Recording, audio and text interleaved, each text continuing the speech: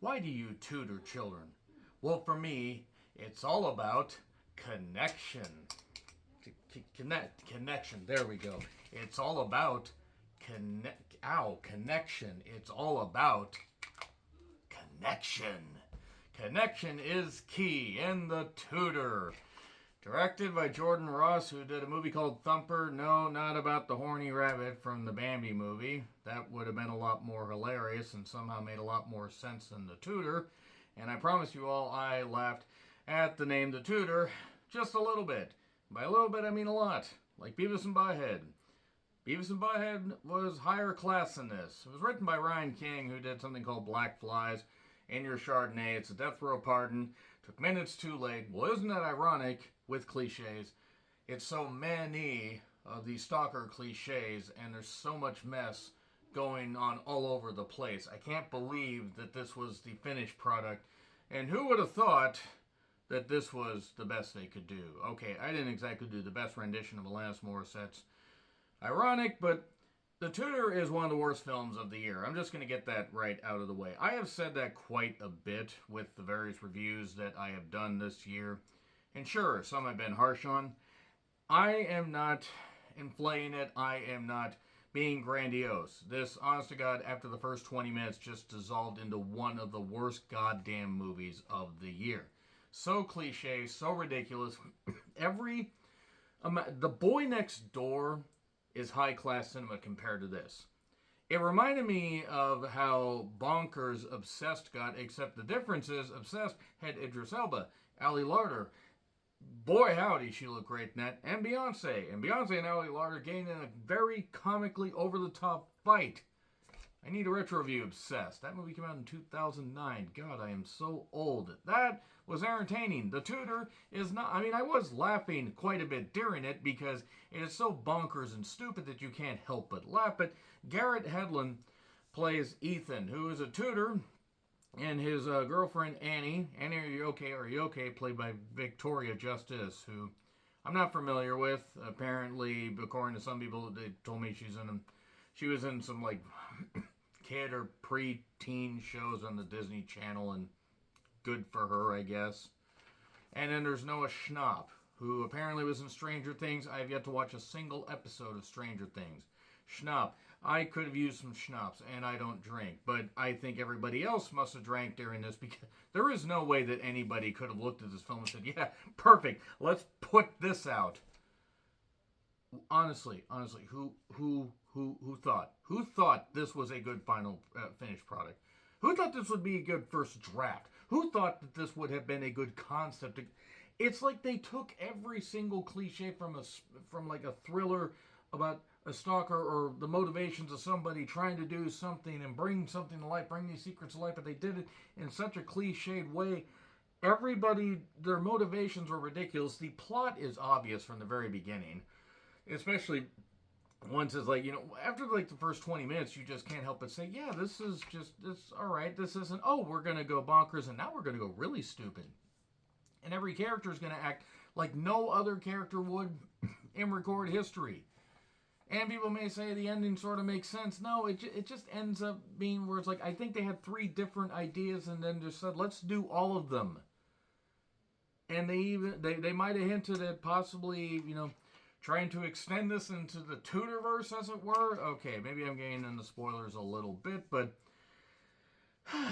a tutor is assigned to a very rich kid, Jackson, played by Noah Schnapp, and then Jackson threatens to basically use money and ingenuity and insanity to expose Ethan's secrets.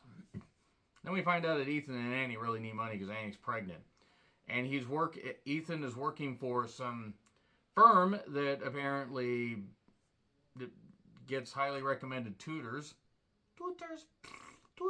Anyway, and they go off and they go and tutor a bunch of rich kids. We see a montage of this with in the hall of the Mountain King. You'll recognize the song, and also the Barber of Seville plays during this. Shrieking Bugs Bunny Elmer Fudd noises. I would have rather watched that cartoon on repeat because I had better writing. And I think that had like a couple pieces of dialogue and that's it. That really.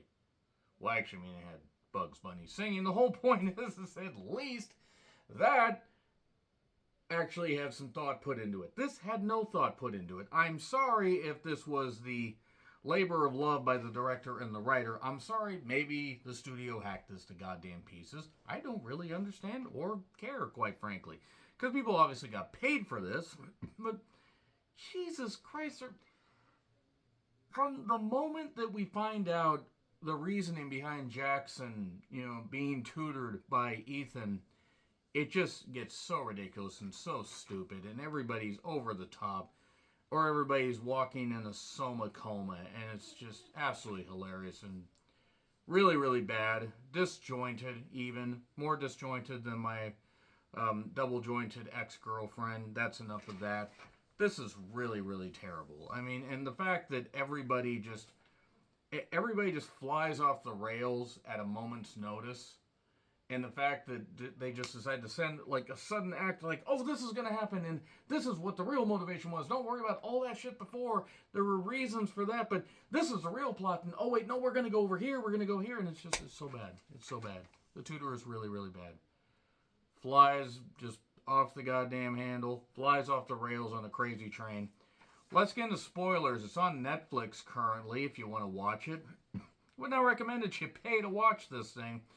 People deserve to get paid to, make movies, but this really doesn't deserve any more than scorn, because this is really, really bad. It doesn't deserve praise. This is terrible. This is really terrible. 3, 2, 1, spoilers. Okay, so it turns out that Ethan, actually knows Jackson pretty goddamn well, and Jackson actually had him, basically wanted him to be his tutor for a specific reason. Jackson gets a little bit obsessive, way too goddamn obsessive, almost to the point where you think, oh my god, there's something weird going on here, and it's going to turn out that all this photography that Ethan does, that he took pictures of his students, and he slept with one of his students, and I was wrong. He slept with somebody else, and he hasn't forgiven him for it. And they've been together 5 or so years or whatever. He gets $2,500 per day to tutor Jackson, and he's at this house. This really, really fancy, lavish house. And then he says, oh, you listen, you must be a really special person. And then it turns out that during, after refusing a dinner with Jackson and his dad, Ethan manages to find a bunch of pictures on Jackson's computer, and Jackson is stalking him, and oh no, Jackson's really creepy. So then he decides, I better leave. But first I'm going to meet the dad. And the dad's sleeping with one of the young girls there. Teddy, I believe is her name. Teddy with an I. For reasons. I don't know. Maybe they met a Hooters waitress, and that's the name, and they thought that name would stick. I don't know. So, yeah, Jackson goes insane, and maybe, Ethan decides this isn't the best idea. But then his buddy Chris basically tells him, I think his employer, or at least one of the higher-ups, says, they want you to stay the whole summer, 3 times your rate. Well, we need the money. Sure. Suddenly they're with friends at a dinner, and the friends are going to move to Portland. Good luck there. I mean, I've been to Portland a couple times. But anyway, Ethan basically gets drunk and starts saying that the kid's really weird, says some stuff, and then suddenly Jackson is there because Jackson's family is rich and they own buildings and stuff like that. I believe including the restaurant they were in, possibly, I don't know. And then, well, they need the money, so Ethan takes a job. And despite all the stupid stalker shit. And then Jackson, this is where the movie really just gets fucking ridiculous. I mean, even to that point where he just suddenly pops up in the restaurant, you're just laughing. But he tells Ethan, hey, car will pick you up. Go to this house. I left you some fruit. And then he eats the fruit, and suddenly the fruit is drugged. So Ethan's all panicked, passes out, and suddenly wakes up in a lake and gets up, and somehow his bag is there. With his stuff and his cell phone, he manages to hitchhike home, and his girlfriend, well, Victoria Justice, who, maybe fiance, I'm not actually totally sure, he is not understanding why she's not believing that something actually happened. And I woke up in a lake. What the hell's going on? And then she's thinking that he was with another woman, even though she's got a track, or he had a tracker put on his phone that she has. Like, so it's like, that she can keep track of. Like, you can track my phone if you don't believe me. I'm not going to cheat on you. I'm not going to do this. Oh no, it's these terrible things. Oh no. All this terrible exposition. And then he's developing the photographs that he took pictures of, and it turns out, oh no, the people that were there, including this guy named Gavin, and one particular girl, Cabby Borders, who is beautiful, by the way. I had to look at the notes there. She's beautiful.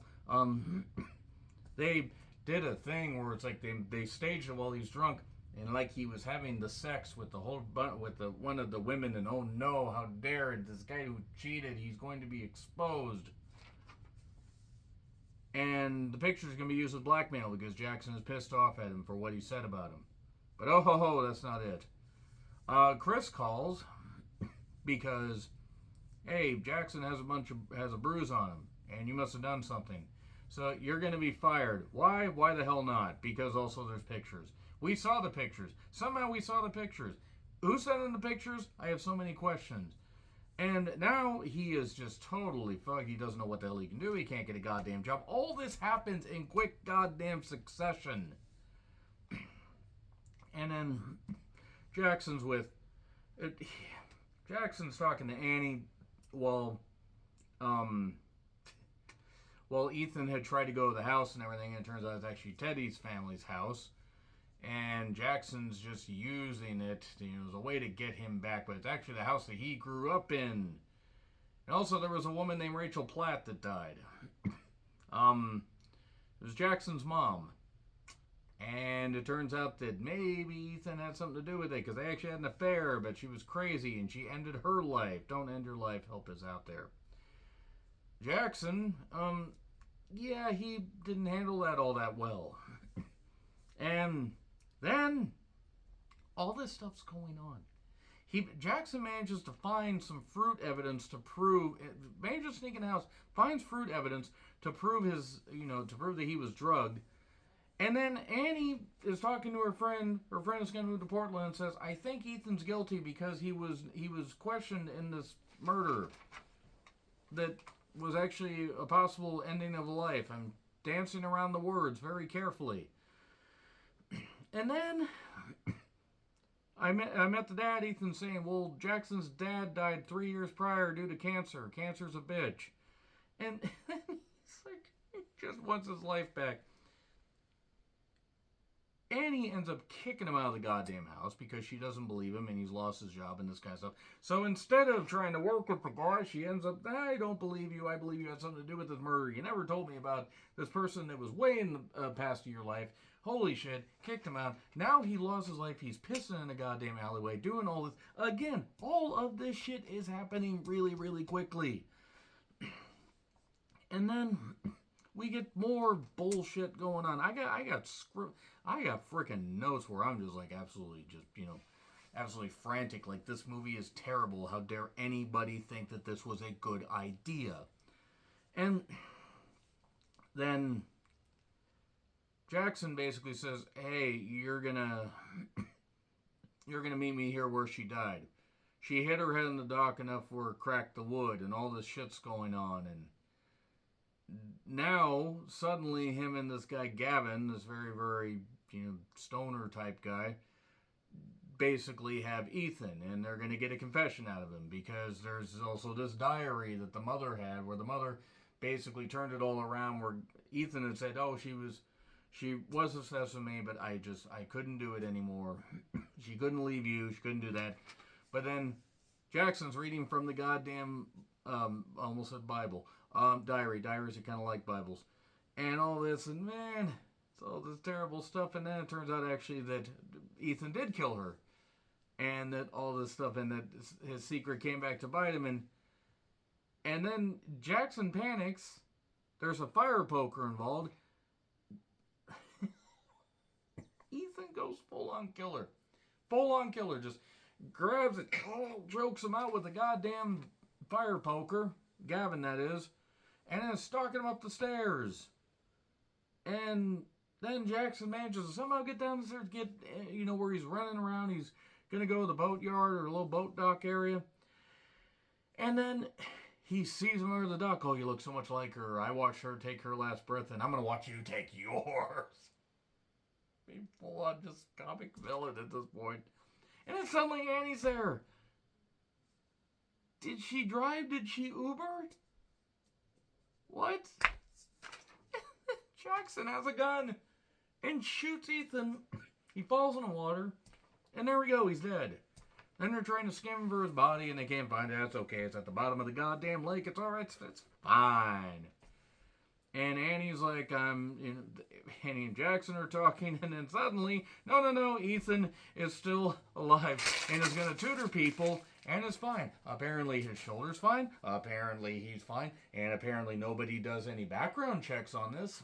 Is he up the road? Is he in another country? Is he on another plane of existence? I don't fucking know. I don't fucking care. This movie made me crack. It made me crack up with laughter, and I think it broke my brain in half because this movie was so apocalyptically terrible. F, it gets an F. If this isn't top 5, 10 worst of the year, I don't know what we're doing here. Agree, disagree with what I said? Like, share, subscribe, Twitter handle in the description. I'm John Rentland. I'll see you soon.